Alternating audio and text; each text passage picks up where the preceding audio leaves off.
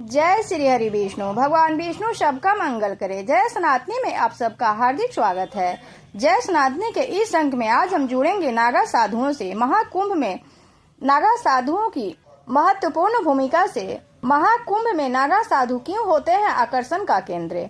क्यों लोग अपने आप को सौभाग्यशाली मानते हैं नागा साधुओं की शाही बारात को देखना?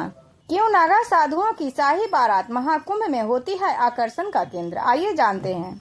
2025 में महाकुंभ प्रयागराज में लगने जा रहा है। महाकुंभ में देश विदेश के सभी साधु संतों का जमावड़ा देखने को मिलता है। नागा साधुओं की शाही बारात देखने के लिए काफी दूर दूर से लोग आते हैं। महाकुंभ 2025 का आरंभ पौष माह की पूर्णिमा यानी 13 जनवरी से होगा और महाशिवरात्रि यानी 26 फरवरी के दिन इसका समापन हो जाएगा। महाकुंभ हर 12 साल में एक बार लगता है और इसमें देश विदेश के सभी साधु संतों का जमावड़ा देखने को मिलता है। इतना ही नहीं, महाकुंभ में मुख्य आकर्षण का केंद्र नागा साधु होते हैं और बड़े पैमाने पर हिस्सा भी लेते हैं। लोग नागा साधुओं की शाही बारात देखने के लिए काफी दूर दूर से आते हैं। यह सिर्फ हिस्सा लेने के लिए नहीं बल्कि नागा साधुओं की शाही बारात का अपना अलग महत्व होता है। आइए जानते हैं विस्तार से इसके बारे में। महाकुंभ के दौरान यूं तो कई पारंपरिक रीतियां अलग अलग साधु संतों के अखाड़ों के द्वारा निभाई जाती है, लेकिन नागा साधुओं की शाही बारात का बहुत खास महत्व होता है। इसे देखने वाले बहुत सौभाग्यशाली माने जाते हैं।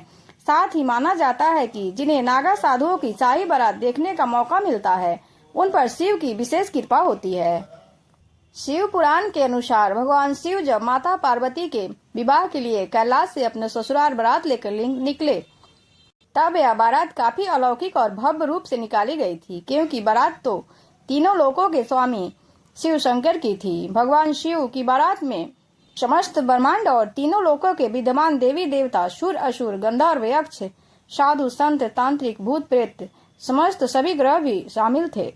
लेकिन भगवान शिव जब माता पार्वती के साथ कैलाश लौटे तब वहां मौजूद नागा साधु उन्हें देखकर रोने लगे। भगवान शिव द्वारा कारण पूछे जाने पर उन्होंने बताया कि वह सब शिव बारात का हिस्सा न बन सके, इसलिए वह बहुत दुखी हैं।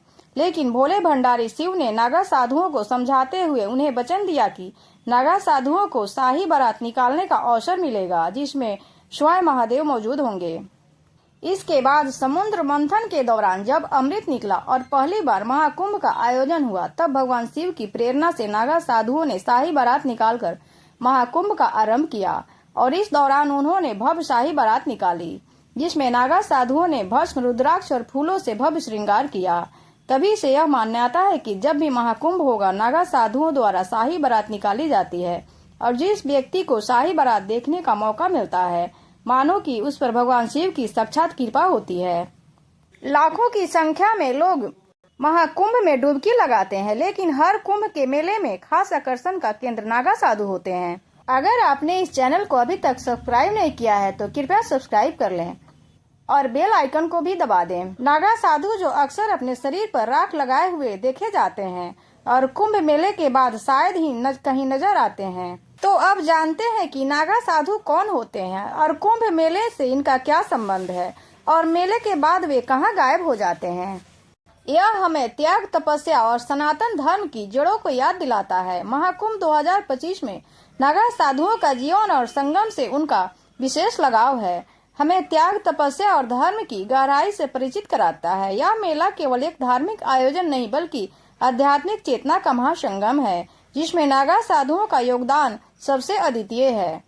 नागा साधु सनातन परंपरा के ऐसे साधक हैं जो त्याग और तपस्या का जीवन जीते हैं। ये साधु दुनिया से दूर रहकर कठोर साधना और संयम के बल पर आत्मज्ञान की खोज करते हैं और इनके जीवन का प्रमुख उद्देश्य धर्म की रक्षा और सनातन परंपरा को आगे बढ़ाना होता है।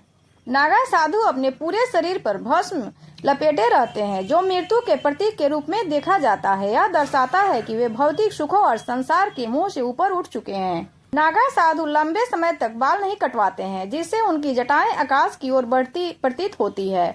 इसके अलावा नग्न रहना इनके पूर्ण त्याग और तपस्या का प्रतीक है। नागा साधु हाथ में त्रिशूल, तलवार या अस्त्र शस्त्र रखते हैं जो धर्म की रक्षा और उनके संकल्प का प्रतीक है। महाकुंभ के दौरान नागा साधु सबसे पहले पवित्र संगम में स्नान करते हैं, जिसे शाही स्नान कहा जाता है। इस स्नान का विशेष महत्व है क्योंकि यह सनातन धर्म की विजय और आस्था का प्रतीक माना जाता है। संगम जहां गंगा, यमुना, अदृश्य सरस्वती का मिलन होता है, नागा साधुओं के लिए पवित्र स्थान है।